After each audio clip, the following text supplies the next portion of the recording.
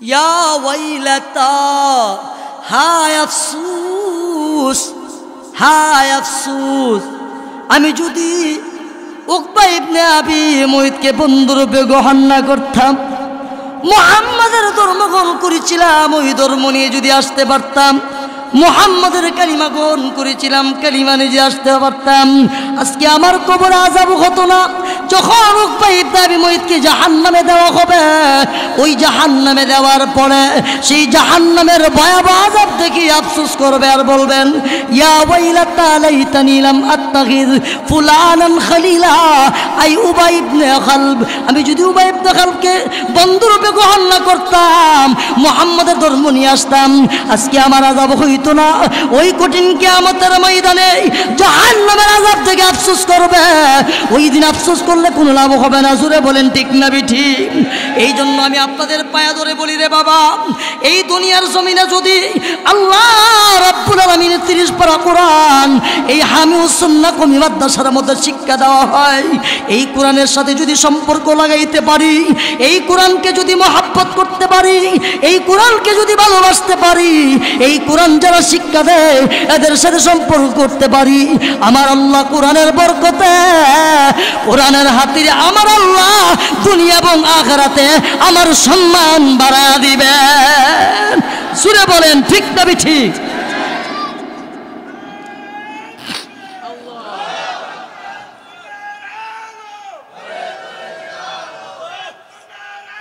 মাশাআল্লাহ। ভাইয়ার আমার, বন্ধুরা আমার, আল্লাহর কোরআনের সাথে সম্পর্ক রাখতে হবে। হাদিস শরীফের মধ্যে আসছে, আমি তেলাওয়াত কিন্তু হাদিসের মধ্যে আসছে, আল্লাহর নবী, মায়ার নবী, দয়ার নবী রাহমাতুল লিল আলামিন বলেন, কিয়ামতের কঠিন ময়দানে 3 প্রকারের মানুষ সুপারিশ করবে। ওই প্রকারের আরো আসতে কোন, আরো আসতে, 3 প্রকারের মানুষ সুপারিশ করবে। আল্লাহর নবী বলেন, আবু হুরায়রা থেকে হাদিসটা বর্ণিত, ইয়াশফাআন ইয়াউমাল কিয়ামাতি সালাস, আল আম্বিয়া সুম্মাল উলামা সুম্মাশ শুহাদা। আল্লাহর নবী, মায়ার নবী, দয়ার নবী রাহমাতুল লিল আলামিন বলেন, উম্মতরি, কঠিন কিয়ামতের ময়দানে আমার আল্লাহ 3 প্রকারের মানুষের সুপারিশ আল্লাহ কবুল করবেন। 1 নম্বরে নবীদের সুপারিশ আল্লাহ কবুল করবেন। 2 নম্বরে সুম্মাল উলামা, উলামায়ে কেরামের সুপারিশ কবুল করবেন। এখন বুঝে আসবে না, এই দুনিয়ার জমিনে যদি আপনি একজন হক্কানি আলেমকে মহব্বত করেন, ও মুফতি আহসানুল্লাহ সাহেব, আমি আলেম না, আমি হাফেজ না, আমি কারি না, আমি একজন সাধারণ মানুষ, উলামায়ে কেরাম থেকে শুনেছি উলামায়ে কেরামের সুপারিশ কবুল হবে, আমি আপনারে মহব্বত করি, আমি আপনারে ভালোবাসি, আপনার মহব্বতের বন্ধনে আপনার মাদ্রাসাকে মহব্বত করি, আপনার ভালোবাসার বন্ধনে আমি মাদ্রাসাকে ভালোবাসি। কঠিন কিয়ামতের ময়দানে যেদিন আপনি জাহান্নামে চলে যাবেন, ওই দিন দুনিয়ার আলেম আপনাকে সুপারিশ করি জান্নাতের মধ্যে পৌঁছায়া দিবেন। মুহতারাম হাজিরিন, এখানে আমরা আসতে পেরেছি খুশি না বেজা? আরো আসতে বলে, শয়তান শূন্য লাইব, আরো আসতে কর। কারণ আমি আপনি আসি নাই, আল্লাহ তাআলা দয়া করে পছন্দ করে এখানে নিয়ে আসছেন। কথা বলেন, এই ব্রাহ্মণ হাতা কি এই লোকগুলো না আরো আছেন? মাইকের আওয়াজ, আমি গাড়ির গ্লাস লাগাই তো, ব্রিজের উপরে গ্লাসটা খুলছি, খোলার পরে স্পষ্ট আওয়াজ যাচ্ছে, তাহলে আমার মোটামুটি আমার দিলে সাক্ষী দিচ্ছে এই আজকের মাহফিলের আওয়াজ এই গ্রামের পুরা এলাকায় গিয়ে পৌঁছতেছে। তাহলে আওয়াজ পাইতেছে, মাইকিন শুনলো, কেন আসলো না, কেন আসতে পারলো না? বোঝা গেল আল্লাহ কবুল করেন নাই বিদায় আসতে পারে নাই। আর আমাকে আপনাকে আল্লাহ কবুল করছেন বিদায় আসতে পেরেছি। জোরে বলেন ঠিক না ঠিক? এই জন্যে রাত্র বাজে প্রায় 9টা, এখনো দোকান পাড়ে দেখেন লোকের অভাব নাই। আমি কর্তৃপক্ষকে বলবো দোকানপাটে যেন একটা মানুষও না থাকতে পারে। বিশেষ করে এটা মাদ্রাসার বাৎসরিক মাহফিল, কথা বলেন ঠিক না বিটি? এখানে বাজার জমায়া মানুষ সেখানে ঘোরাফেরা করতেছে, আওয়াজ করতেছে।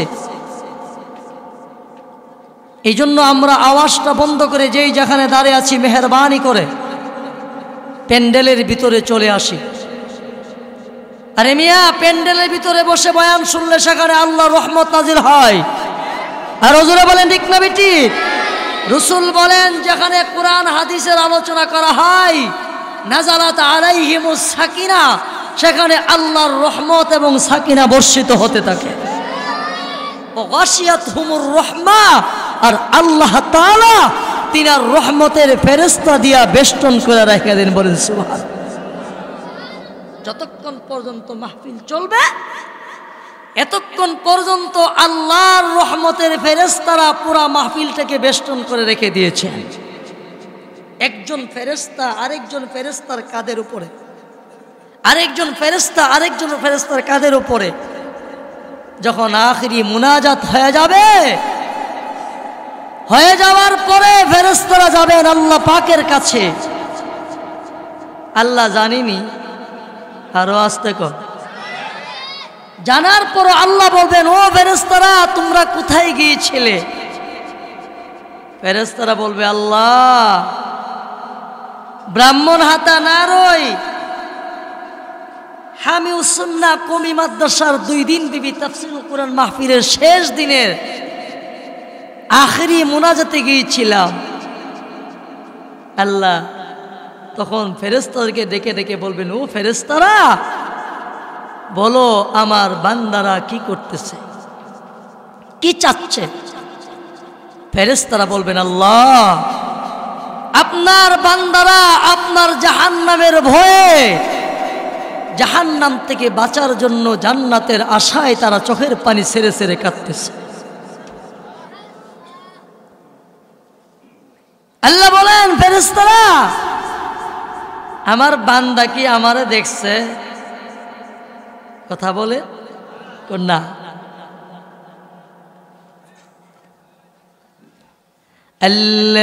আল্লাযীনা ইউমিনুনা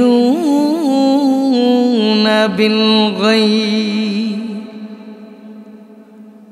আল্লাহ রাব্বুল আলামিন বলেন, ও আমার ফেরেশতারা শোনো, আমার বান্দা বান্দি আমি আল্লাহকে দেখে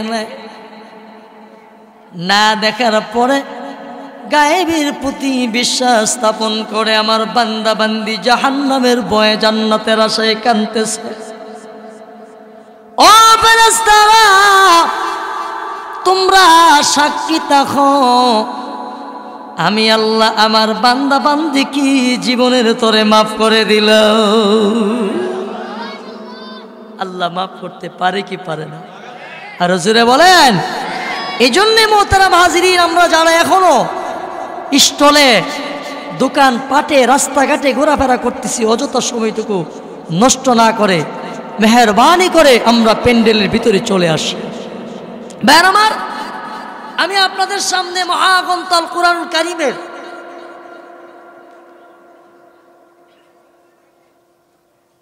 থেকে 19তম পারা সূরাতুল ফুরকানের 28 নম্বর আয়াতে কারিমা আমি আপনাদের খিদমতে তিলাওয়াত করেছি। নবীজির অসংখ্য গণিত হাদিসের বাণী থেকে 2টি হাদিসের বাণী আমি আপনাদের খিদমতে তিলাওয়াত করেছি। তিলাওয়াতকৃত আয়াতে কারিমা নবীজির হাদিসকে সামনে রেখে স্বল্প সময়ে কিছু কথা বলার চেষ্টা করব। ওমা তাওফীকি ইল্লা বিল্লাহ। ভাই আমার তেলাওয়াতকৃত আয়াত সূরাতুল ফুরকানের 28 নম্বর আয়াতে কারিমার শানে নুজুলের মধ্যে লেখেন, ব্যাখ্যার মধ্যে লেখেন, সম্পর্ক এমন একটা জিনিস, ভালোবাসা এমন একটা জিনিস, সম্পর্কর দ্বারা অনেক কিছু হয়ে যায়। আরো আস্তে কর, আরো আস্তে বলে। দেখেন অনেক সময় এমপি সাহেবের প্রিয় ছেলে হেলে কথা বলতে গেলে বিজেট লাগে, ঘুমাই গেছেন গা, ঠিক না বেটি? চিনিস আমি নবীনগর এবাদুল করিম বুলবুল সাহেবের পিএস, ঠিক না? আর যদি একজন মন্ত্রীর পিএস হয়, তার সাথে কোনো কতই লাগে না, আমার এমপির সাথে সম্পর্ক, আমি এমপির পিএস। ভালোবাসা মহাব্বতের কারণে মন্ত্রীর পিএস হওয়ার কারণে তার সম্মান বাড়ছে না কমছে? আরো আস্তে কর। এমপির পিএস হওয়ার কারণে তার সম্পর্ক থাকার কারণে তার সম্মান বাড়ছে না কমছে? চেয়ারম্যানের সাথে সম্পর্ক থাকার কারণে তার সম্মান বাড়ছে না কমছে? আরো আস্তে কর। দুনিয়ার এমপির সাথে সম্পর্ক করলে যদি তার সম্মান বাড়তে পারে, দুনিয়ার মন্ত্রীর সাথে সম্পর্ক করলে যদি তার সম্মান বাড়তে পারে, মদিনাতুর রাসূলের সাথে সম্পর্ক করলে তার সম্মান বাড়বে না কমবে? আরো আস্তে কর।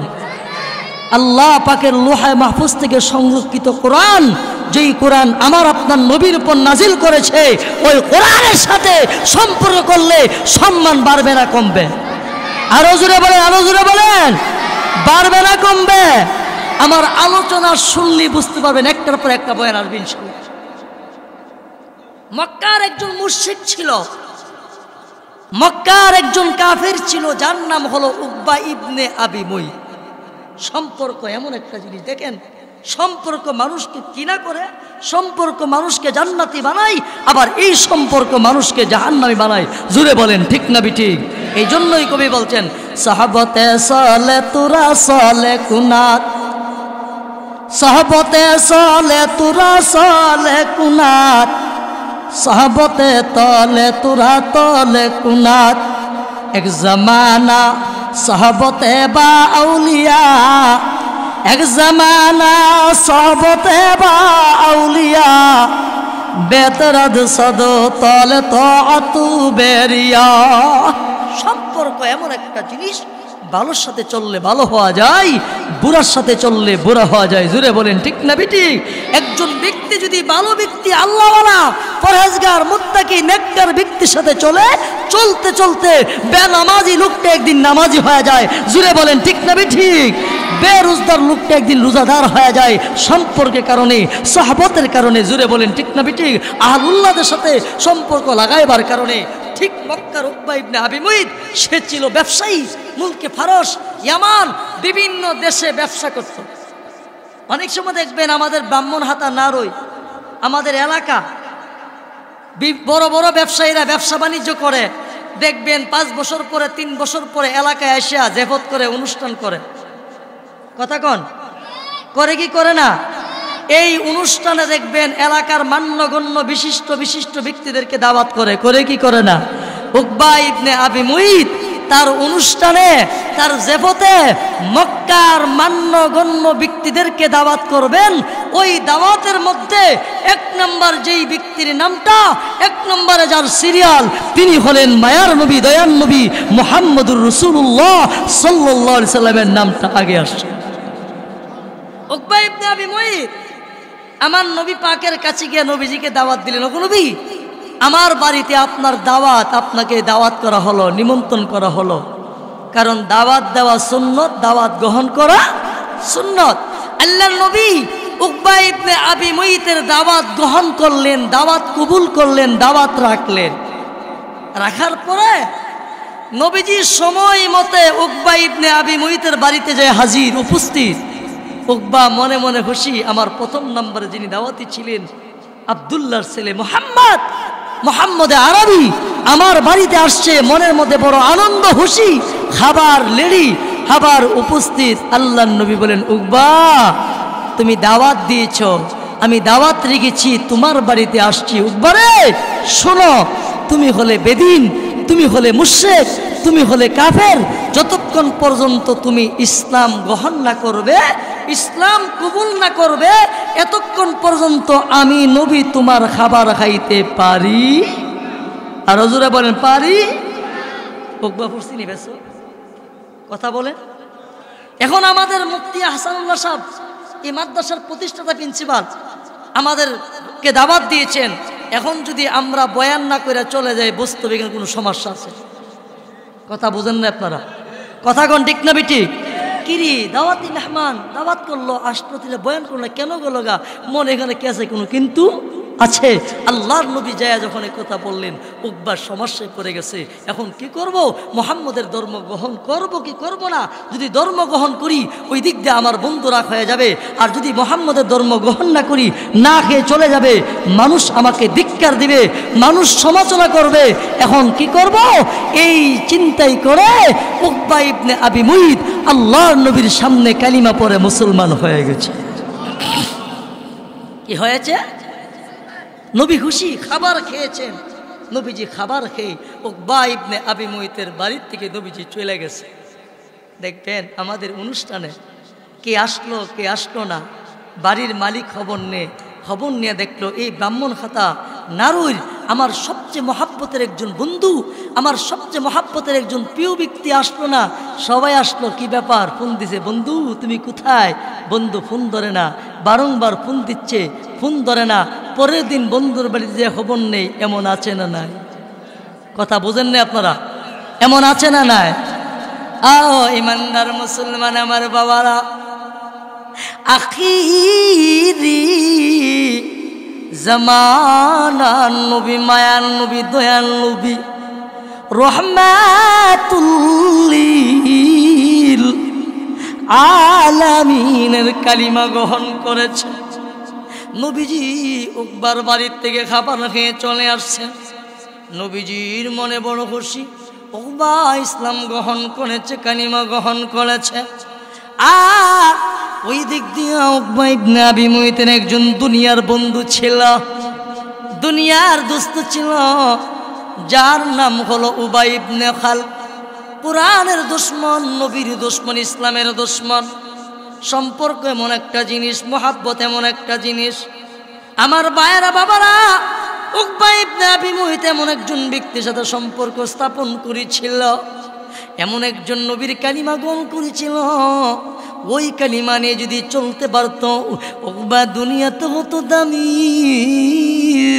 কঠিন কিয়ামতের ময়দানে উকবা হইতো জান্নাতের মালিক। জোরে বলেন ঠিক না বিঠিং? ভাইয়ার আমার, বন্ধুরা আমার, উকবা ইবনে আবি মুইতের বন্ধু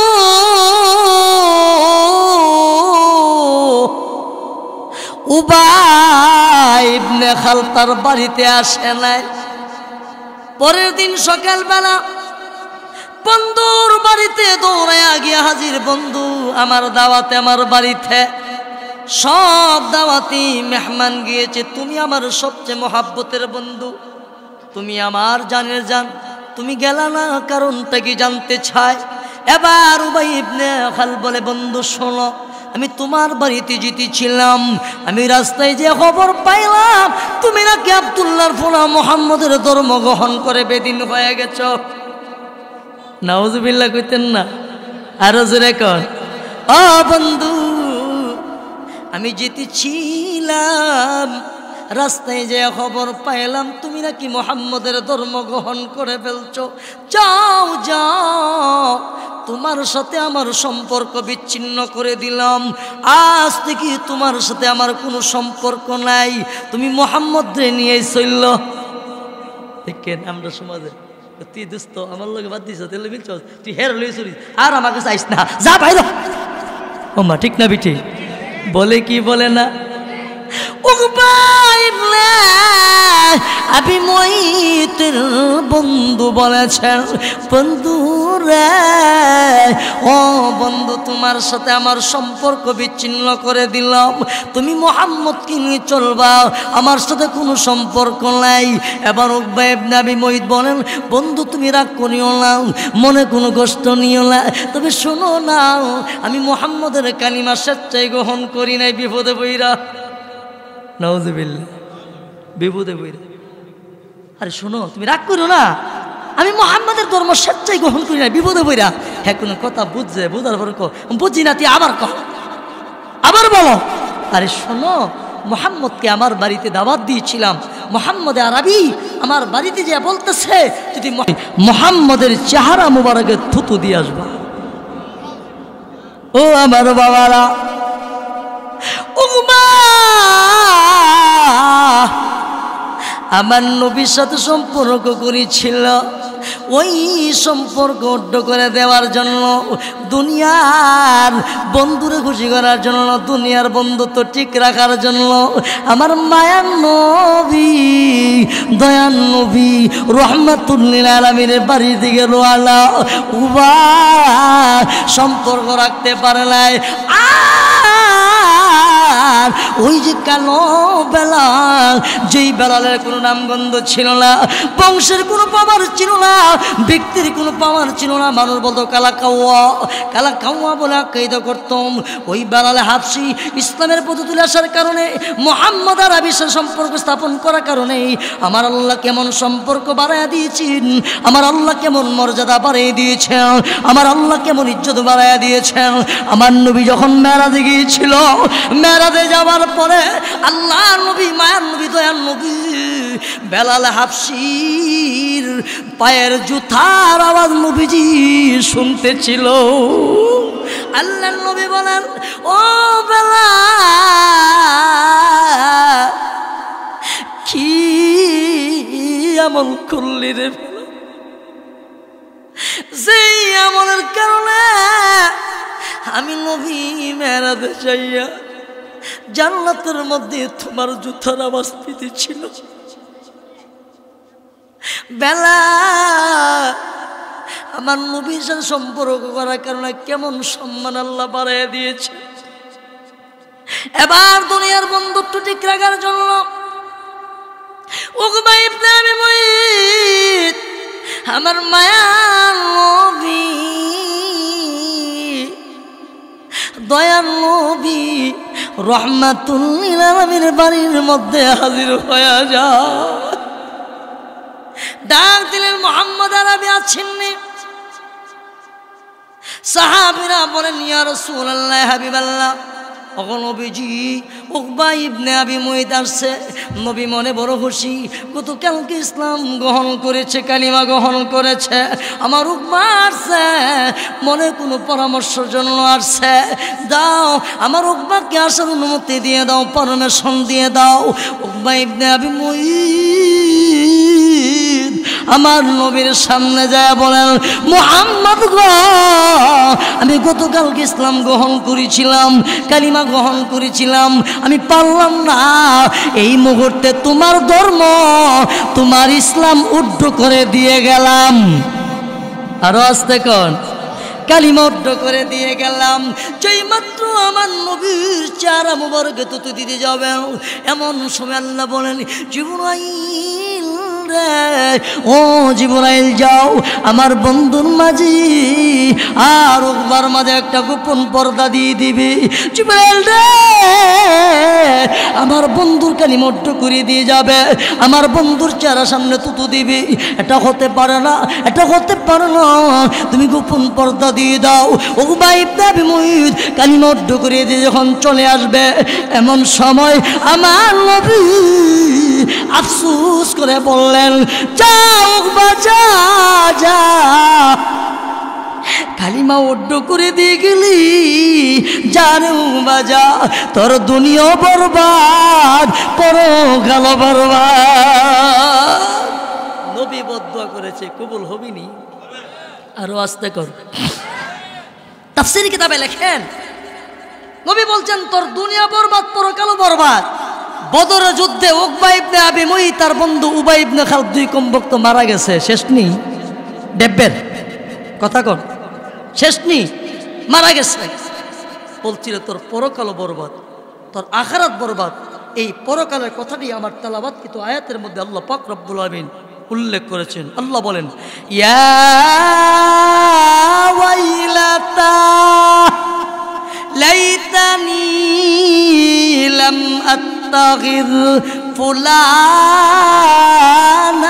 খলিলা, ইয়া ওয়াইলাতা, হায় আফসোস, হায় আফসোস, আমি যদি উকবা ইবনে আবি মুইতকে বন্ধুরূপে গ্রহণ না করতাম, মুহাম্মাদের ধর্ম গ্রহণ করেছিলাম, ওই ধর্ম নিয়ে যদি আসতে পারতাম, মুহাম্মাদের কালিমা গ্রহণ করেছিলাম, কালিমা নিয়ে আসতে পারতাম, আজকে আমার কবরে আযাব হতো না, যখন উকবা ইবনে আবি মুইতকে জাহান্নামে দেওয়া হবে, ওই জাহান্নামে দেওয়ার পরে সেই জাহান্নামের ভয়াবহ আযাব দেখে আফসোস করবে আর বলবেন, ইয়া ওয়াইলাতা লাইতানি লাম আত্তাখিয ফুলানান খলিলা।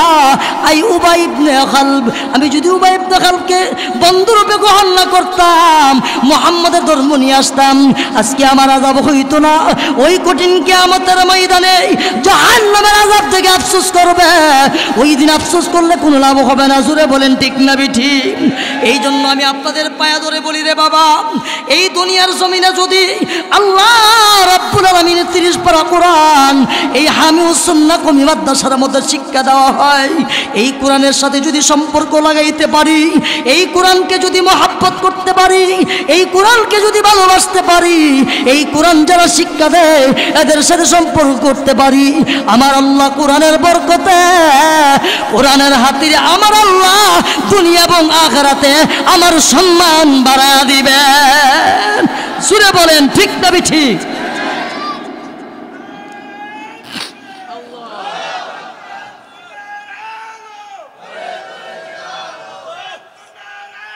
মাশাআল্লাহ।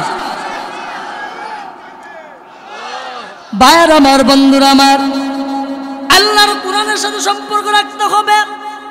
হাদিস শরীফের মধ্যে আসছে, আমি তেলাওয়াত কিন্তু হাদিসের মধ্যে আসছে, আল্লাহর নবী, মায়ার নবী, দয়ার নবী রাহমাতুল লিল আলামিন বলেন, কিয়ামতের কঠিন ময়দানে 3 প্রকারের মানুষ সুপারিশ করবে। ওই প্রকারের আরো আসতে কোন, আরো আসতে, 3 প্রকারের মানুষ সুপারিশ করবে। আল্লাহর নবী বলেন, আবু হুরায়রা থেকে হাদিসটা বর্ণিত, ইয়াশফাআনে ইয়াউমাল কিয়ামাতি সালাস আল আম্বিয়া সুম্মাল উলামা সুম্মাশ শুহাদা। আল্লাহর নবী, মায়ার নবী, দয়ার নবী রাহমাতুল লিল আলামিন বলেন, উম্মতরি, কঠিন কিয়ামতের ময়দানে আমার আল্লাহ 3 প্রকারের মানুষের সুপারিশ আল্লাহ কবুল করবেন। 1 নম্বরে নবীদের সুপারিশ আল্লাহ কবুল করবেন। 2 নম্বরে সুম্মাল উলামা, উলামায়ে কেরামের সুপারিশ কবুল করবেন।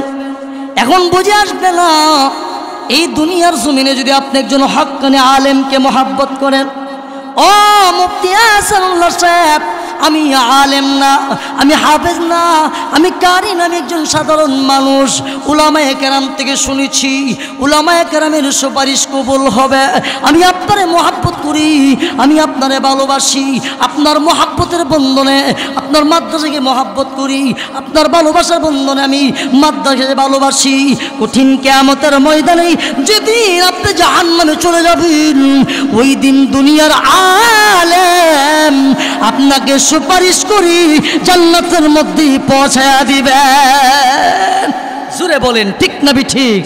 আলেমের সুপারিশ কবুল করা হবে।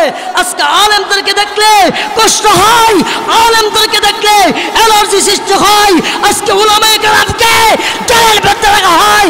উদার কসম করে বলি, আলেম ওলামা জেলে থাকলে এই দেশের মধ্যে আল্লাহর গজব নাজিল হবে। জুড়ে বলেন ঠিক না ঠিক? পরিষ্কার বলতে চাই, মামুনুল হক সহ, মুফতি মনির হোসেন সহ যেই সমস্ত উলামায়ে কেরাম আজকে জেলের মধ্যে আছে, এদের সন্তানেরা, এদের বিবিরা, এদের আত্মীয় স্বজন তাহাজ্জুদের নামাজ পড়ে আল্লাহর কাছে দোয়া করে। উদার কসম, সরকার বাহাদুরকে বলবো, সরকার বাহাদুরকে অনুরোধ করবো, যেই সমস্ত উলামায়ে কেরাম জেলের মধ্যে আছে অতি তাড়াতাড়ি এদেরকে মুক্তি দেন, নতুবা অতি শীঘ্রই এই বাংলার জমিনে আল্লাহর গজব হবে। জুড়ে বলেন ঠিক না ঠিক? আরো জোরে বলেন ঠিক না ঠিক? উলামায়ে কেরামের সুপারিশ কবুল করা হবে। ইবনে মাজাহ শরীফের হাদিস, রাসূল বলেন 2 নম্বরে উলামায়ে কেরাম সুপারিশ করবেন, উলামায়ে কেরামের সুপারিশ আল্লাহ কবুল করবেন। এই হাদিস শেষ করার আগে আরেকটা ইবনে মাজাহ শরীফের হাদিস। উলামায়ে কেরাম তো দূরের কথা, উলামায়ে কেরাম তো দূরের কথা, পরে একটু আসেন। হাদিস শরীফে আসছে, ইবনে মাজাহ শরীফের হাদিস, রাসূল বলেন হাশরের ময়দানে একজন মুমিন মুত্তাকির দোয়া সুপারিশ আল্লাহ কবুল করবে। একজন নেককার আল্লাহওয়ালা মুমিন মুত্তাকি ইমানদার, তার সুপারিশ আল্লাহ কবুল করবে। ইবনে মাজাহ শরীফের হাদিসের মধ্যে আসছে, হাশরের মাঠে একটা জান্নাতি লোক রাস্তা দিয়ে চলে যাবে, কি দিয়া? এমন সময় কয়েকজন জাহান্নামী কয়েকজন জাহান্নামী ধারে দাঁড়ায় লোকটাকে দেখবে, এই লোকটাকে দেখে চিনে ফেলবে, আরে এই লোকটা জান্নাতে যেতেছে গা। দুনিয়ার জমিনে এই লোকটা তো আমি পানি দিয়েছিলাম, এক গ্লাস পানি দিয়েছিলাম খাওয়ার লেগা। সুবহানাল্লাহ কইতেন না? এই আলফিয়াতুল হাদিসের ক্লাসে পড়াইছি, সরজমি ক্লাস আলফিয়াতুল হাদিসের মধ্যে আসছেন, ইবনে মাজাহ শরীফের হাদিস। লোকটা বলবেন, ভাই তুমি আমাকে চিনো? আমাকে চিনো? না চিনি না তো। দেখো না চিরুনি। চিনি না তো। তুমি একদিন, তোমার একদিন পানির পিপাসা লাগছিল, আমি এক গ্লাস পানি তোমার পান করেছিলাম। আজকে বিপদে আছে, আজকে সমস্যা আছে, এটা সুপারিশ করো। আরেকজন লোক, তুমি আমাকে চিনো? না চিনি না তো। দেখো না চিরুনি। চিনি না তো। তুমি একদিন উজু করার জন্য আমি তোমার এক জগ পানি দিয়েছিলাম উজু করার লেগে। আমি পানি দেওয়ার পরে ওই পানি দেওয়া তুমি উজু করছিলা, আজকে বিপদে আছি, একটু সুপারিশ করবা। ইবনে মাজাহ শরীফের হাদিসের মধ্যে আসছে, ওই জান্নাতি লোকটা তখন স্মরণ হয়ে যাবে, হাইরে আমার তো একদিন পানি পান করেছিল, হাইরে আমার তো একজন ব্যক্তি উজু করার জন্য এক জগ পানি দিয়েছিল। এই লোকগুলির তোরে তখন ওই জান্নাতি লোকটা জান্নাতে যাওয়ার আগ মুহূর্তে আল্লাহ পাকের কাছে সুপারিশ করবে। ইবনে মাজাহ শরীফের হাদিসের মধ্যে আসছে, আল্লাহ তাআলা ওই জান্নাতি লোকটার সুপারিশ কবুল করে ওই জাহান্নামী লোকগুলোরে দুনিয়ার জমিনে একটু উপকার করছিল, মহাব্বত করছিল, উজুর পানি দিছিল, আল্লাহু আকবার, একটু হাবার পানি দিছিল। এই জান্নাতি লোকটা যখন ওই জাহান্নামী লোকগুলোর পক্ষে আল্লাহর কাছে সুপারিশ করবে, মুহাদ্দিসিন কিরাম লেখেন, এই হাদিসের ব্যাখ্যার মধ্যে লেখছেন, তরজমার মধ্যে লেখছেন, আল্লাহ তাআলা ওই জান্নাতি লোকের সুপারিশের হাতিরে আল্লাহ তাআলা ওই জাহান্নামী লোকগুলোকে জাহান্নাম থেকে মুক্তি দিয়া আল্লাহ তাআলা জান্নাতের ফয়সালা করে দিবেন। আমি পরিষ্কার জানতে চাই, আল্লাহ তাআলা যদি একজন মুমিনের সুপারিশ কবুল করে, আল্লাহ পাক রব্বুল আলামিন মুমিনের সুপারিশ কবুল করলে, কবুল করে যে জাহান্নামীকে জান্নাত দিতে পারেন। হাশরের ময়দানে এই হামিউস সুন্নাহ কওমি মাদ্রাসার মধ্যে আল্লাহর 30 পারা কোরআন শিক্ষা দেওয়া হয়, কোরআন পড়ানো হয়। ওই কোরআন আমার আপনার পক্ষে সুপারিশ করতে পারবে কি পারবে না? আরো জোরে বলেন, পারবে কি পারবে না? ইমানদার মুসলমান শুধু কোরআনই সুপারিশ করবে না মিয়া। অনেক সময় দেখা যাচ্ছে হক্কানি উলামায়ে কেরাম মাদ্রাসার মহাব্বতে, কোরআনের মহাব্বতে, কোরআনী মাজমায় আসার কারণে, হক্কানি উলামায়ে কেরামের সহবতে আসার কারণে আল্লাহ তাআলা একটা মানুষের জীবনের মোড় পাল্টে দিতে পারে। কথা বলেন ঠিক না ঠিক? আজকে মোতালা করে আসছি, যেই বয়ানে চোখ দিয়ে অস্ত্র জড়ে, ওই কিতাবের মধ্যে আল্লামা হাসান তারিক জামিল সাহেব দামাত বারাকাতুহুল আলিয়া ছোট্ট একটা ঘটনা লিখছেন। হক্কানি উলামায়ে কেরাম অর্থাৎ মাদ্রাসার সাথে অনেক সময় দেখবেন কিছু মানুষ লেখাপড়া করছে না, মাদ্রাসার মধ্যে অনেক সময় এসে বয়াতে হয়, হুজুরের সাথে দেয়া শিকাত করে, কিছু দিয়া যা আসা যাওয়া করে, আছে না নাই? আর আসতে কর, আছে না নাই? অনেক সময় দিল থেকে ভালোবাসে। আমরা যখন বাদুগুর মাদ্রাসায় পড়ি, একটা মুরব্বী মানুষ বাড়ির থেকে বালা কোনো খাবার করলে মাদ্রাসা নিয়ে হয়তো মাদ্রাসা কী লাগবে দেওয়া যেত, এরকম সম্পর্ক। ওই কিতাবের মধ্যে আল্লামা তারিক জামিল সাহেব লিখছেন, আল্লাহ বাদশাহ হারুন রশিদের ছেলে বয়স মাত্র 14-15 হবে বা 16 হবে। এই ছেলেটা হক্কানি উলামায়ে কেরামের মজমাতে আসা যাওয়ার কারণে আল্লাহ তাআলা তার জিন্দিগির মোড় পাল্টে দিছে, জিন্দিগির মোড় পাল্টে দিছে। কিতাবের মধ্যে লেখেন, এই ছেলেটা নামাজ জিকির আজকার করতে করতে ঠিক মতো গোসলের সময় পায় না, ঠিক মতো খাবারের সময় পায় না, চুলগুলো কেমন যেন ভাব, চেহারাটা কেমন যেন ভাব, শরীরের অবস্থা কেমন যেন ভাব। এই অবস্থায় হঠাৎ করে কিছুদিন পরে এই বাদশাহ হারুন রশিদের ছেলে বাবার রাজ দরবারে গিয়ে আসে হাজির। কই হাজির? বাদশার মন্ত্রীরা দেখে একটা একটা গুতা দিয়ে দেহা দীক্ষা দিয়ে বাদশার পুত্রের অবস্থা এমন, বাদশার পুত্র বাদশা হইব হে দি পাগলের মতন লাগে, একটা একটা দীক্ষার দিয়ে মজা করতেছে। বাদশার দৃশ্য দীক্ষা বাদশার দিলের মধ্যে বড় কষ্ট লাগছে। আমার ছেলে এমন পাগল হয়ে গেছে। পাগল বুঝতে হবে, পাগল দুই ধরনের। কই ধরনের? একটা দুনিয়ার পাগল আর একটা হলো আখিরাতের পাগল, পরকালের পাগল। বাদশার ছেলে এই দৃশ্য দেখে গেছে গা। যাওয়ার পরে যখন বাদশা দরবার শেষ কইরা, রাজ দরবার শেষ কইরা সিংহাসনে বাড়িতে গেছে, যাওয়ার পরে ছেলে যখন আসছে, বাদশা রাগের সাথে বলে, বেয়াদব কোথাকার, এই অবস্থায় তুই আমার রাজ দরবারে গেলি, যা তুই আমার দরবারে আসবি না, আমার বাড়িতে আসবি না, তোকে আমি ছেলে হিসেবে দাবি করব না। যদি পাগলামি ছেড়ে দেস তাহলে আমার রাজ দরবার যাবি, যদি পাগলামি থাকে তাহলে আমার রাজ দরবার আসবি না। এই কথা বলে যখন বাদশা ছেলের রাগের সাথে ধিক্কার সাথে বলতেছে, আল্লাহু আকবার। কিতাবের মধ্যে লিখছেন, বাদশার ছেলে বাবার এই রাগ ধিক্কা, পাশে একটা বৃক্ষ ছিল, গাছ ছিল, ওই গাছের মধ্যে একটা পাখি ছিল। পাখির দিকে তাকায় বলছেন, এ পাখি, তুই যদি আল্লাহর সৃষ্টিজীব হয়ে থাকিস এই মুহূর্তে আমার হাতের মধ্যে এসে হাজির হয়ে যায়। বলার সাথে সাথে পাখিটা হাতের মধ্যে এসে বসে গেছে বাদশার ছেলের হাতে। বাদশা দেখতেছিনি, আরো আস্তে কম, আরো আস্তে, পাখি আমার হাতের মধ্যে চলে আস। বলার সাথে সাথে পাখিটা হাতের মধ্যে চলে আসছে। কিছুক্ষণ পরে বাদশা তাকায় রয়েছেন। এবার বাদশার ছেলে বলছেন, পাখি তুমি যেখানে ছিলা সেখানে চলে যাও। বলার সাথে সাথে পাখিটা সেখানে চলে গেছে। কই গেছে? ওইখানে চলে গেছে। বলতেছিলাম কথা বুঝতেইব কোরআনের সম্পর্ক কি জিনিস। এই ছেলেটা কোরআনওয়ালার সাথে সম্পর্ক রাখার কারণে কি দামি হয়ে গেছে। এখন বাবা তো দেখছে, মা গো মা, আমার পুতের কথা কে শুনে? আরো আসতে কর, আমরা কথা কেটা শুনবো? হ্যাঁ, এবার বাদশার ছেলে আব্বা ঠিক আছে, আমি পাগলামিও ছাড়তাম না, আপনার এই সিংহাসনে আমার কোনো দরকার নাই, আপনার বাদশাহের উপর আমি লাথি মারলাম, আমি চলে যাচ্ছি। আমি আপনার ছেলে হিসাবে আপনার কাছ থেকে রাজদরবার থেকে আমি দুইটা জিনিস চাচ্ছি। একটা হলো আল্লাহর 30 পারা কোরআন, আরও আসতে কম এই কোরআন শরীফটা আমাকে দিয়ে দেন। 2 নম্বর হলো আপনার স্মৃতিস্বরূপ একটা আংটি আমার হাতে দিয়ে দেন। বাদশার ছেলে এই কোরআন শরীফটা আর আংটিটা নিয়ে চলে গেছে।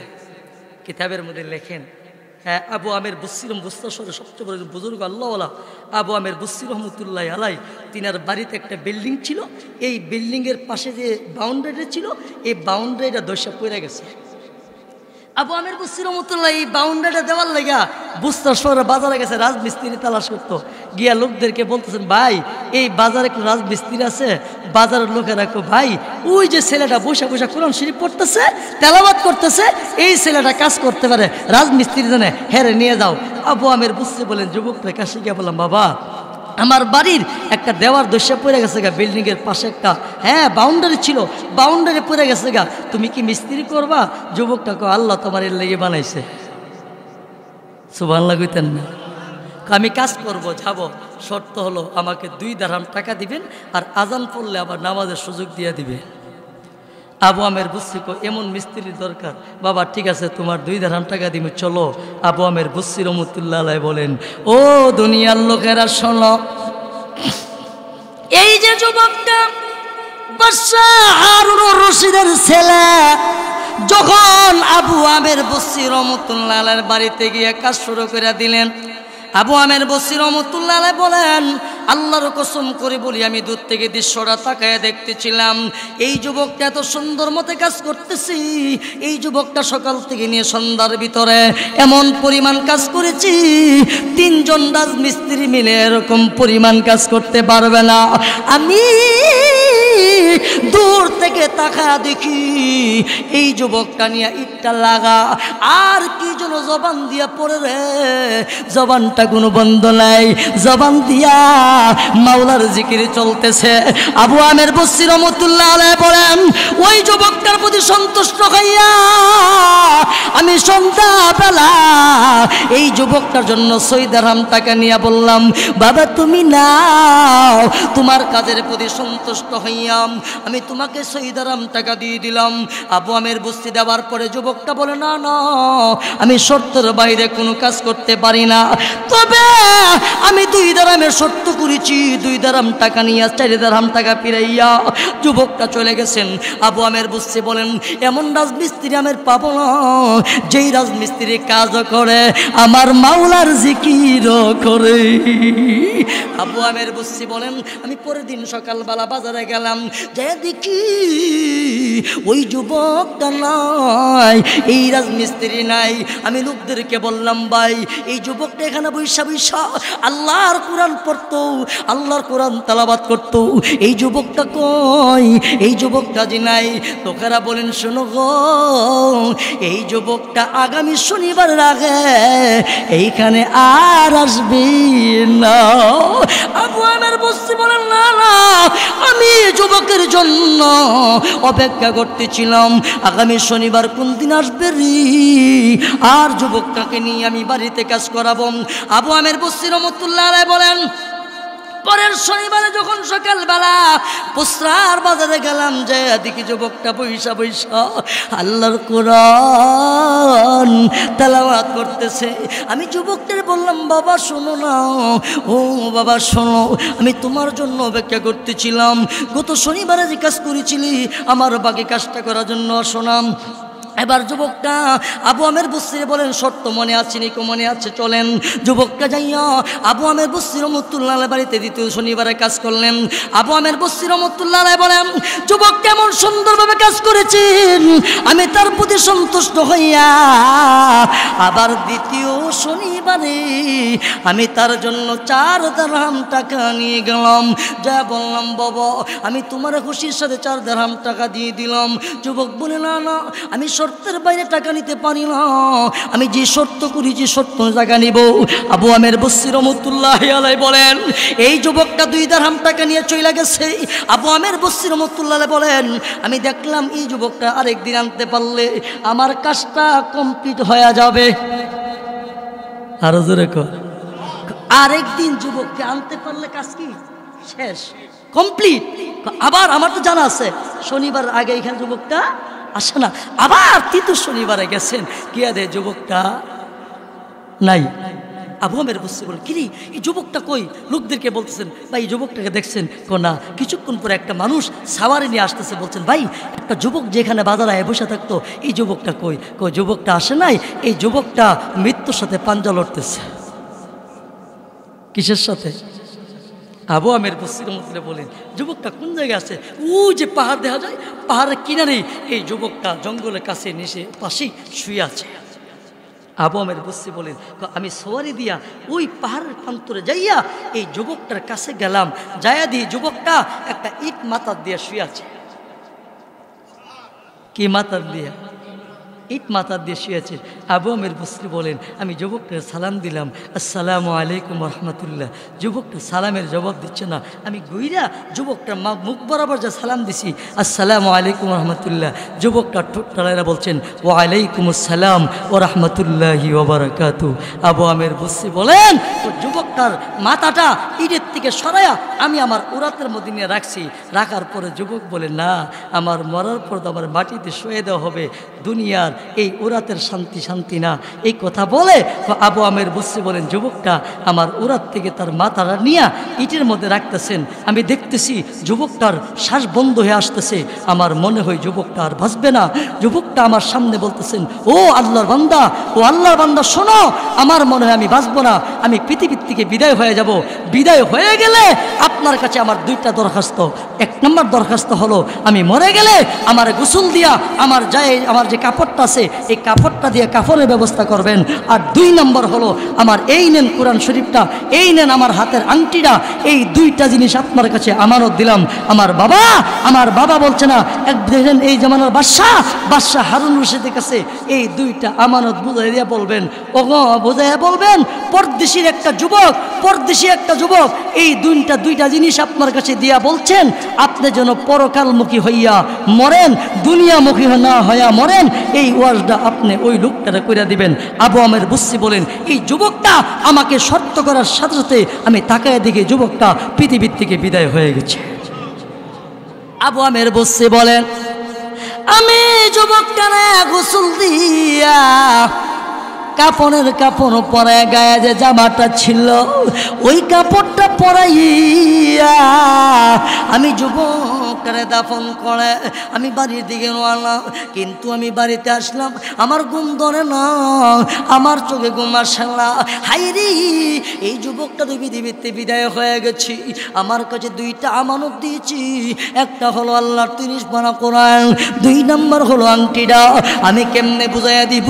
আবু আমের বসরি বলেন, আমি যখন বাদশাহ হারুন রশিদের কাছে আমানতটা বুঝাই দেওয়ার জন্য আমি যখন গেলাম, লোকদের সামনে মানুষের ভিড়ের কারণে বাদশার কাছে বসতে পারি না। আমি বাদশাকে ডাক দিই, বাদশা কথা শুনে না।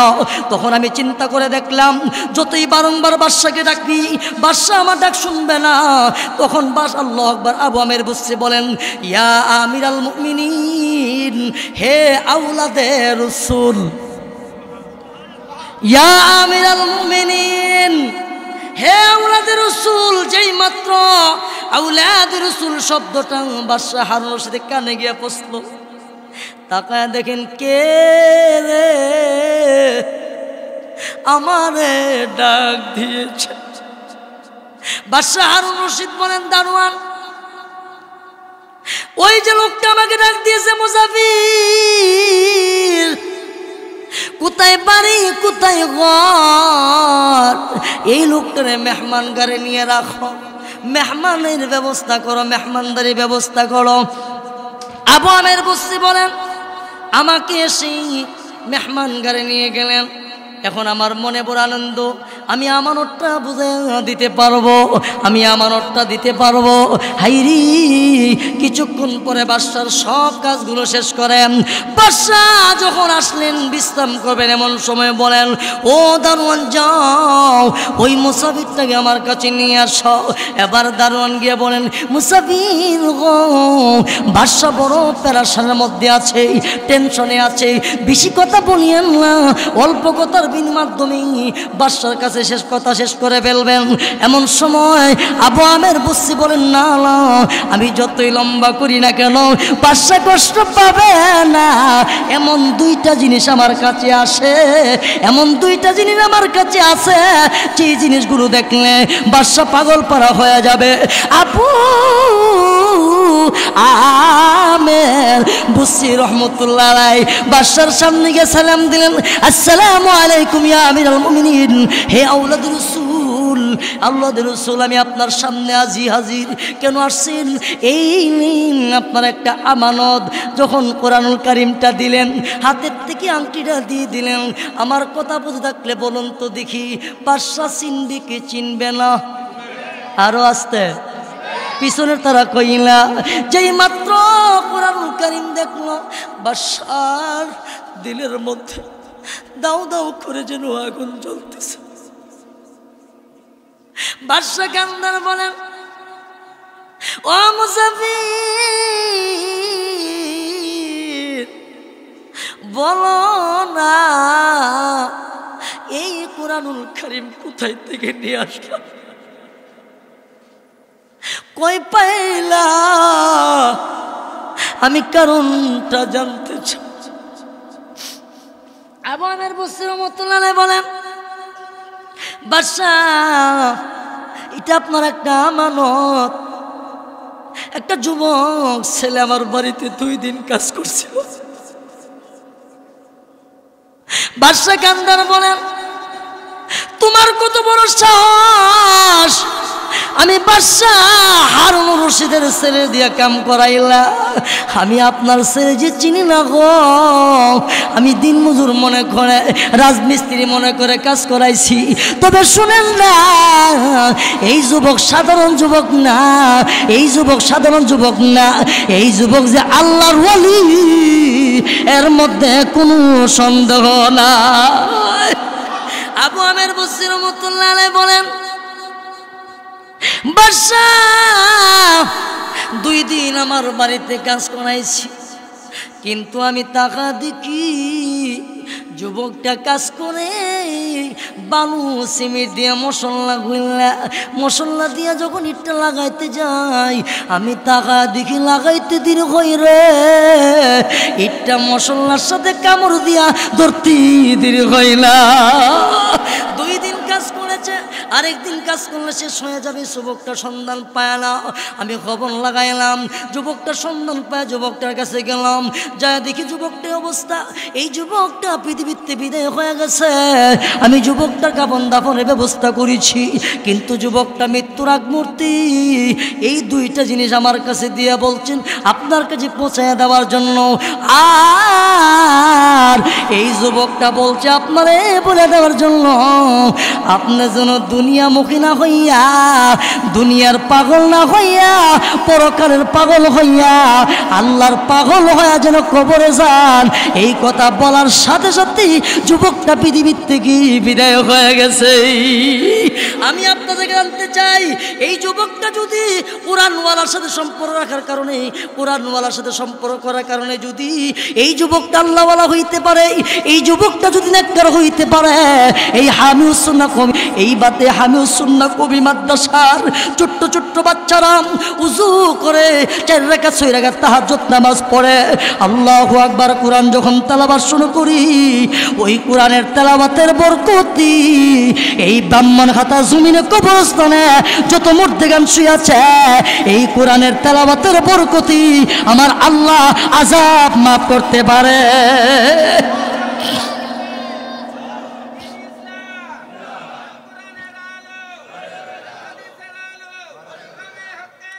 ভাইয়ের আমার বন্ধুরা আমার আল্লাহর নবী বলেন ইয়াসফান ইয়াউমাল কিয়ামাতিস সালাস আল আম্বিয়া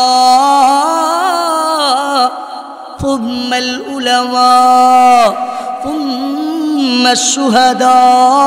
আমার মায়ার নবী বলেন 3 প্রকারের মানুষের সুপারিশ করা হবে, নবীরা সুপারিশ করবেন, সুপারিশ গ্রহণ করা হবে। 2 নম্বরে উলামায়ে কেরাম সুপারিশ করবেন, সুপারিশ গ্রহণ করা হবে।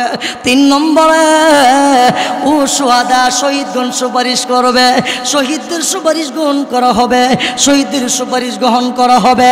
শহীদদের সুপারিশ যদি গ্রহণ করা হয় খোদার কসম করে বলে যাচ্ছি রে বাবা এই ব্রাহ্মণঘাটা হামিউস সুন্নাহ কওমি মাদ্রাসার ছেলেরাও আপনার জন্য সুপারিশ করবে, ওই সুপারিশ আমার আল্লাহ কবুল করবে।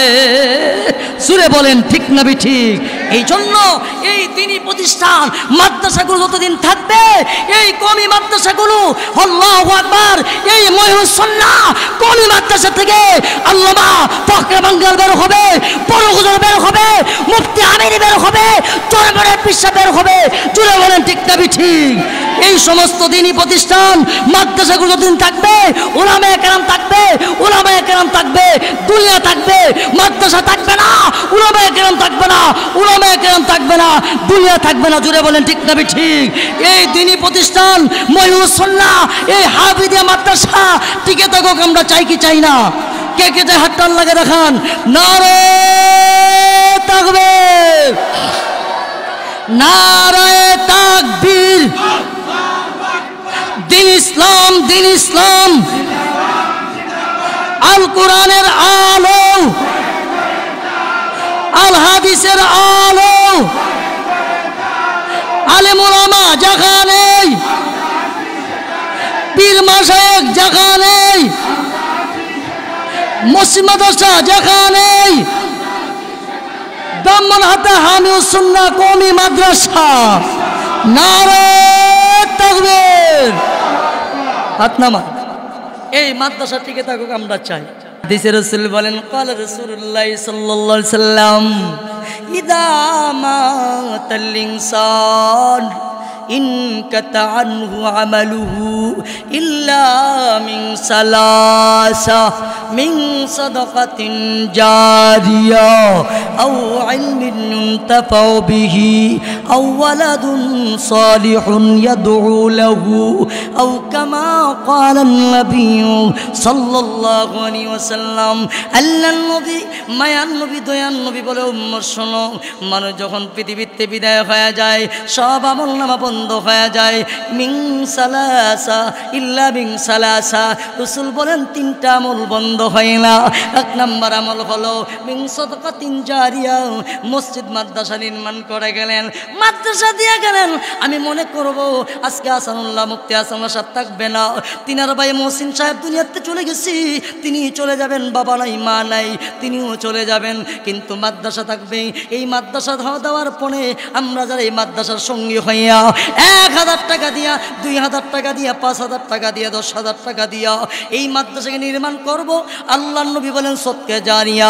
তুমি দুনিয়ার থেকে বিদায় হয়ে যাইবা, তোমার মৃত্যুর পরে, তোমার অন্তকালের পরে তোমার কবরের মধ্যে এই হামিউস সুন্নাহ কওমি মাদ্রাসায় তুমি 10,000 টাকা দিয়ে গেছিলা, একটা হেফজানার জন্য তুমি একটা রুম করে দিয়ে গেছিলা। আল্লাহর নবী বলেন কুজার কসুদার কসম করে বলি কিয়ামত পর্যন্ত তুমি কবরে শুয়া শুয়া তার একটা সওয়াব পাইতে থাকবা। জুড়ে বলেন ঠিক না ঠিক?